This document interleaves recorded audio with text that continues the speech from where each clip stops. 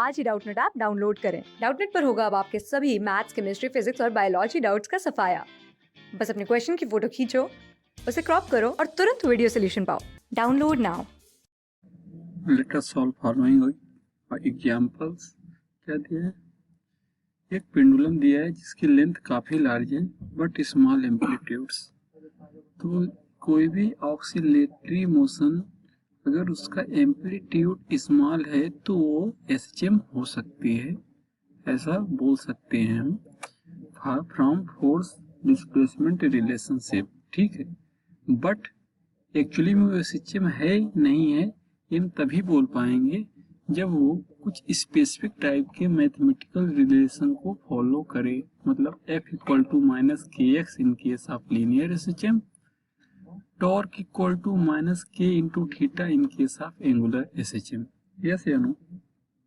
तो ये कुछ केस ऐसा है कि हमारे पास जो पेंडुलम, सिंपल पेंडुलम का केस कंसीडर कर लो, लेकिन उसकी लेंथ इतनी ज्यादा ले लो कि उसकी लेंथ इनफाइनाइट तक बोल सको। मतलब वो अर्थ के सरफेस तक क्रॉस करके उसके सेंटर साइड जा सके। मतलब उसकी लेंथ खुद इतनी ज्यादा है कि उसकी लेंथ अर्थ की रेडियस की कंपेरेबल है। मतलब आप इस चीज को इमेजिन कर सकते हो कि उसकी लेंथ सच है कि वो कहीं ऊपर स्काई से लटक रहा है और अर्थ के सरफेस पे आ रहा है। ऐसा पेंडुलम हमको कंसीडर करना है।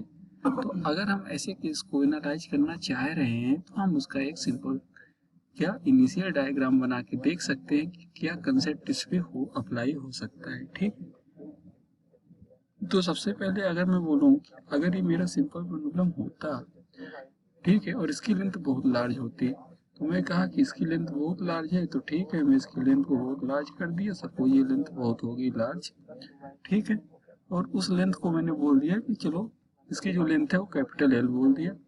इस पे एक बॉब लटका दिया जिसका मास है एम। क्योंकि लेंथ बहुत लार्ज है तो मतलब कुछ अर्थ की सरफेस के पास पहुंच रही होगी। अब मैंने बोल दिया कि सपोज ये मेरा अर्थ का सरफेस है, ठीक है, तो ये हो गया मेरा अर्थ का सरफेस। अर्थ बता दिया, ये अर्थ का सेंटर बोल दिया सी। अब ये अर्थ का सेंटर है तो ये अर्थ की ऑब्वियस सी बात है, ये अर्थ की क्या होगी, रेडियस होगी, जिसको मैंने आर बोला। यस या नो?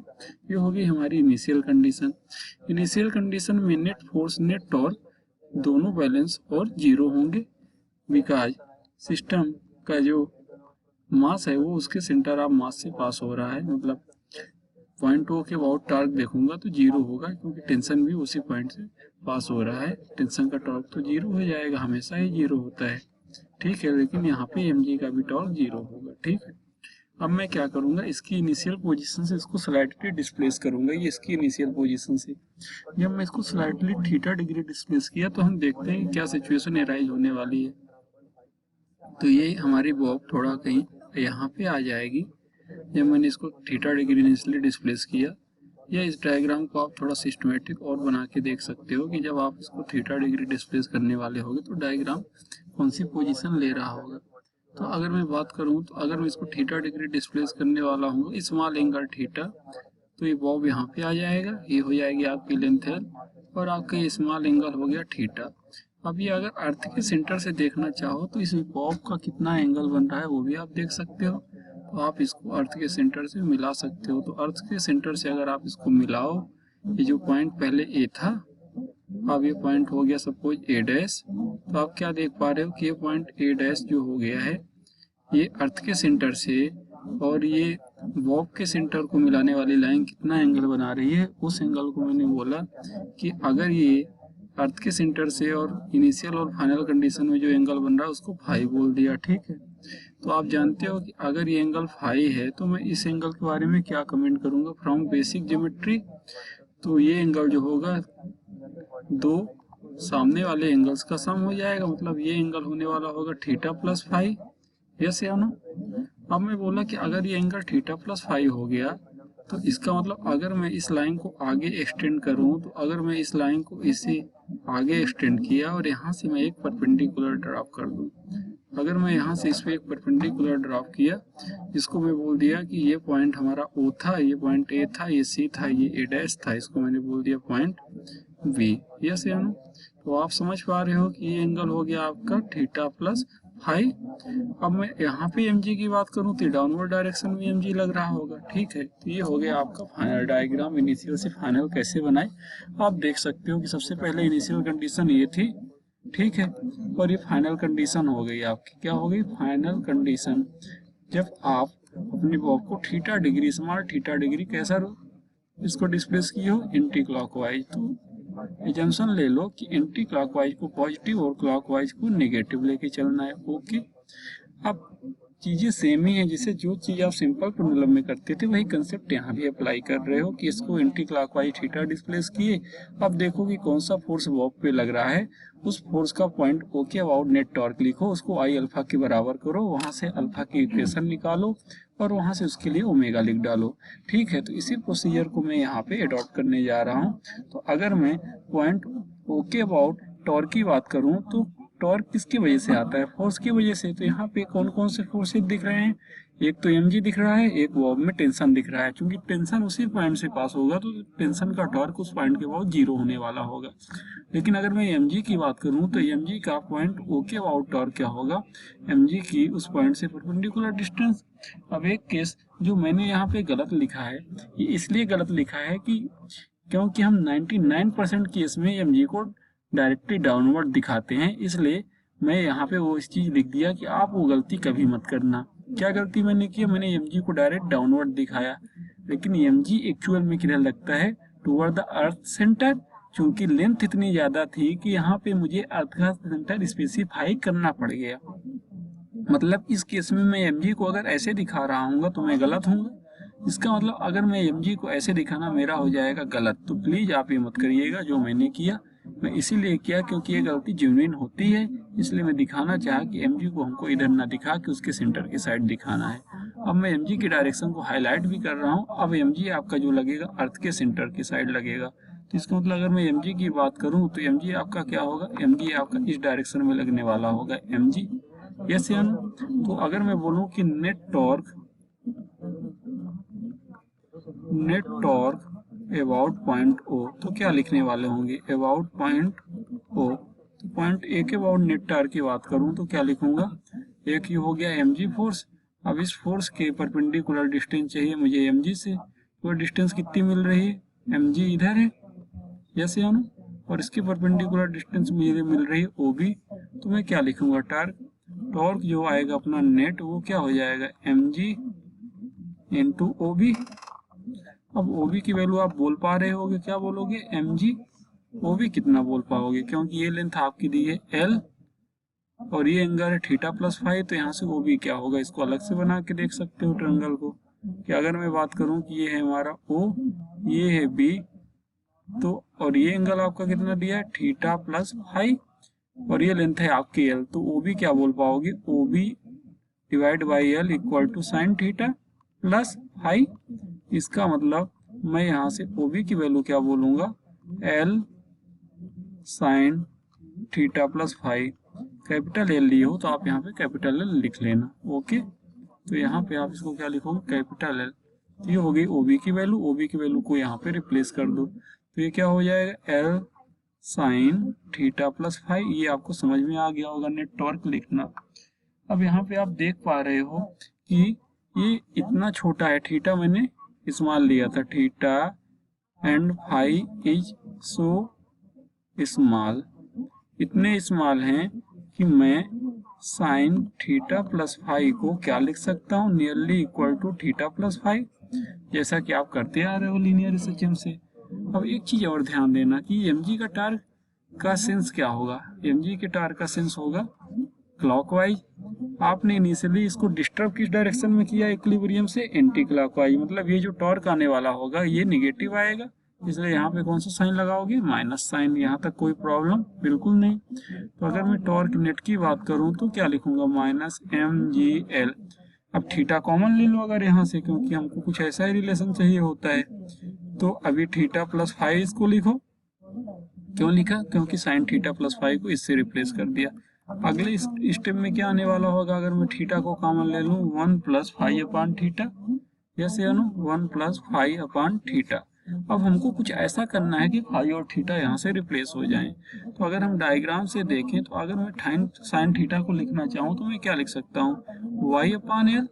और अगर मैं टेन फाई दूसरे ट्रेंगल से देखना चाहूँ तो मैं क्या लिख सकता हूँ, वाई अपान आर, क्योंकि आर वाई के रिस्पेक्ट में बहुत बड़ा है। तो अगर मैं इस डिस्टेंस को थोड़ी देर के लिए मैं बोलूँ कि अगर मुझे साइन यहाँ पे टेन थीटा लिखना है तो टेन थीटा इस ट्रेंगल के लिए आप क्या बोल पाओगे, क्योंकि यहाँ पे टेन थीटा लिखने के लिए मुझे कुछ ऐसा डिस्टेंस चाहिए परपेंडिकुलर अपान बेस।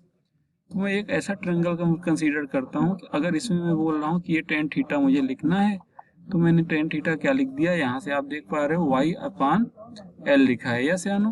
तो अगर मैं बोला कि ये ट्रेंगल जो मैं आपको दिखा रहा हूँ कि अगर इस पॉइंट को मैं क्या बोल दिया, पॉइंट डी बोल दिया, और ये पॉइंट आपका ए डैश है, तो ओ ए डैश डी में आप देखो कि ओ ए डैश डी में टेन थीटा क्या हो जाएगा, वाई अपान एल। मैंने ये डिस्टेंस y, छोटी सी डिस्टेंस y एज्यूम किया, जितनी डिस्टेंस ये y छोटी सी है, ठीक है, उतनी ही डिस्टेंस लगभग ये भी y ही होगी, क्योंकि लेंथ l और r इतने ज़्यादा बड़े हैं तो उसके केस में y लगभग जो डिस्टेंस यहाँ पे आएगी वही डिस्टेंस यहाँ पे आएगी, यस या नो। और अगर आप ट्रेंगल ध्यान दो, ट्रेंगल कौन से ट्रेंगल में, बड़े वाले ट्रेंगल में, तो बड़े वाले ट्रेंगल मतलब ओ सी बी में ध्यान दो, तो यहाँ से टेन फाई लिख सकते हो आप y अपान पूरी डिस्टेंस सी बी को मैं इसकी रेडियस के बराबर मान रहा हूँ, क्योंकि रेडियस अर्थ की बहुत लार्ज है कंपेयर टू स्मॉल डिफ्लेक्शन। तो ओ सी बी में ये कहाँ से आया आपका, ट्रेंगल ओ सी बी से लिखे इसको और इसको यहाँ से। अब मैं बोला कि अगर थीटा और फाई बहुत स्मॉल है, मतलब ये tan theta nearly equal to theta, ऐसे आनो, तो इसको भी लिख सकते हो वाई अपान एल, और tan phi nearly equal to phi, तो इसको भी लिख सकते हो y अपान आर, यस या नो। अब यहाँ से आप क्या देख पा रहे हो, यहाँ से अगर मैं इस वैल्यू को इस इक्वेशन 1 पे पुट करूँ तो मुझे टाउ नेट क्या मिलने वाला होगा, टाउ नेट मिलेगा मुझे minus m g l theta, theta के प्लेस पे अब इस थीटा को ही पुट करो, लेकिन अंदर वाले थीटा में रिप्लेस कर दो। फाई की जगह पे क्या लिखोगे, y अपान आर, और थीटा की जगह क्या लिखोगे, y अपान एल। तो यहाँ से क्या आएगा, minus m g l theta, अंदर क्या बचने वाला होगा, y से y कैंसिल आउट, और l अपान आर, तो यहाँ से आपका आ गया 1 प्लस एल अपान आर, ठीक है। अब यहाँ से आप देखो कि अगर मैं एक इक्वेशन पा रहा हूँ कि torque equal to minus m g l theta, yes या नो, या इसको और अच्छे से सिस्टमेटिक ऑर्डर में लिख सकते हो। सिस्टमेटिक ऑर्डर में कैसे लिख सकते हो कि यहाँ पे इस टर्म को आप लिख लो m g l 1 plus l upon r into theta, ऐसे लिख लिया, यस या नो। और यहाँ पे आप देख पा रहे हो कि ये जो इक्वेशन है ये कुछ similar to direct equation t equal to minus k into theta, theta को अलग कर लो, बाकी जो टर्म बचा उसको मैं आपको हाईलाइट करके दिखा रहा हूँ कि बाकी आपका जो टर्म है जो k को रिप्लेस कर रहा है, क्या है वो m g l 1 plus l by R, yes या नो। इसका मतलब अगर मैं यहाँ से बाई सिमिलरिटी, अगर ये प्रूव होता है कि यहाँ से एल इतनी एल लेंथ, लार्ज लेंथ का जो सिंपल पेंडुलम का बॉब है वो एक सिंपल हार्मोनिक मोशन को रिप्रेजेंट कर रहा है, क्योंकि रिलेशन कुछ टॉर्क इक्वल टू माइनस के टाइम थीटा आ रहा है, यस या नो।